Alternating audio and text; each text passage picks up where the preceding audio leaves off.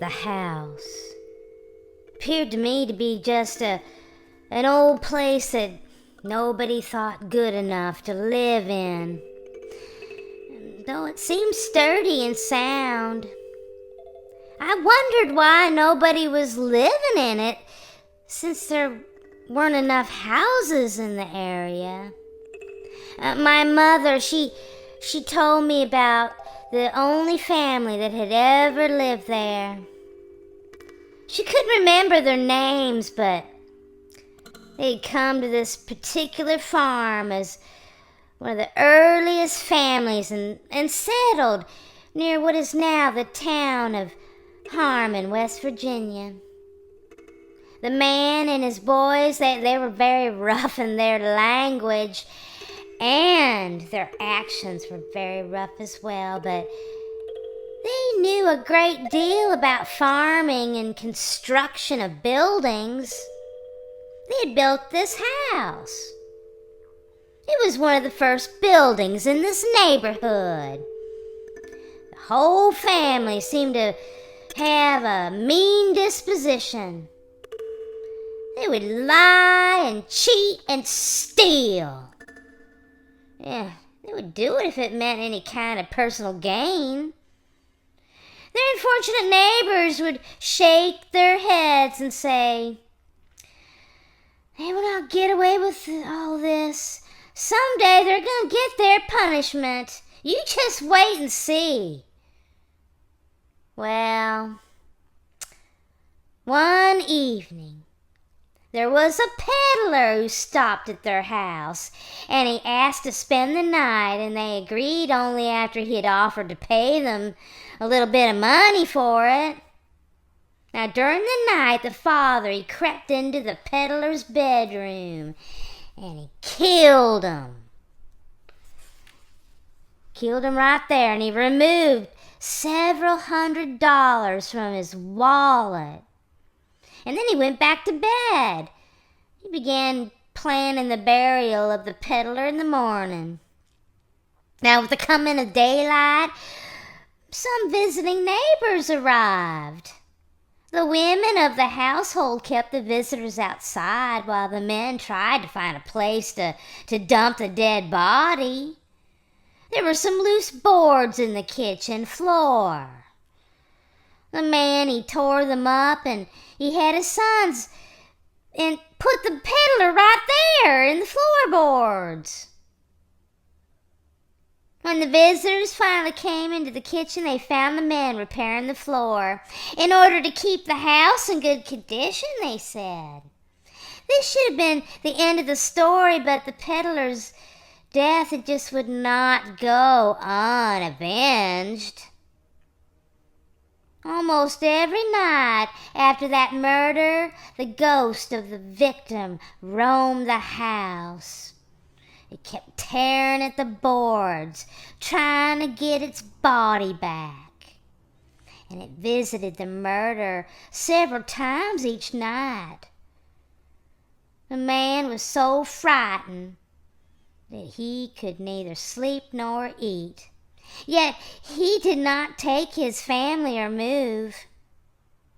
They seemed to be under a strange power, forcing them to stay in that house. Now, one night, when he could stand the visits of the ghost no longer, he fled from the house screaming. And he's never been heard of since. His family, well, they ran to a neighbor's house and told their story in hopes that the ghost wouldn't visit them there. They returned to the house the next day, gathered up all their possessions, and nobody has ever heard of them ever since that day. I can't say whether the house is haunted or not, but nobody has lived in it since its first occupants. The old folks of this area, they stay far away from the place because, well, they say that they can still hear the ghost of the peddler at night, tearing at the boards of the kitchen floor, trying to get its body back. In the 1930s, there was a salesman who had a rural route through the central part of West Virginia. And this salesman had a very strange experience. It was during the spring when flash floods were quite prevalent. He was driving along in his car and he noticed that there was a young woman waving to him from the side of the road. He slowed down and stopped and he offered her a ride. And she got into the car and told him her name and said that, well, he would have to take a detour because, well, the bridge had been washed out just ahead. Well, after showing him the way around the washout, she pointed out an old house where she said she lived, and he dropped her off and he drove away. Now, several miles down the road, he stopped at a little store.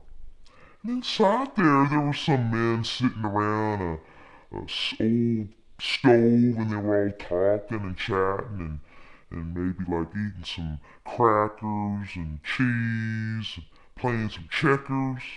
Well, it wasn't long before he was in the middle of the conversation, and he told them all the experience that he just had. Why, an elderly gentleman sitting at on the corner looked up and said, "What was her name?"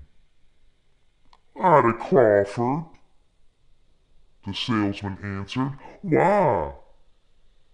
"Well," said the old man, "she's done it again."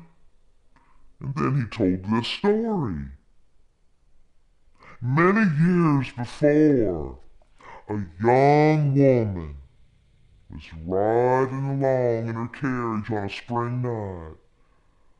She was just passing that bridge over yonder when it collapsed from a raging flood, and her body was never recovered. Now, since then, she has returned 2 different times, saving the lives of travelers along that route.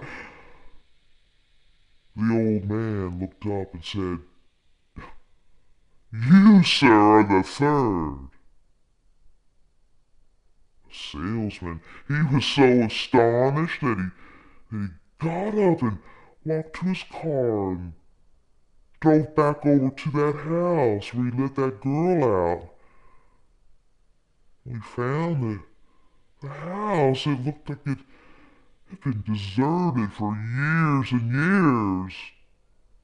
Why, he searched that entire place all up and down and all around looking for some kind of clue to any kind of further information about that girl, but he didn't find one dang thing.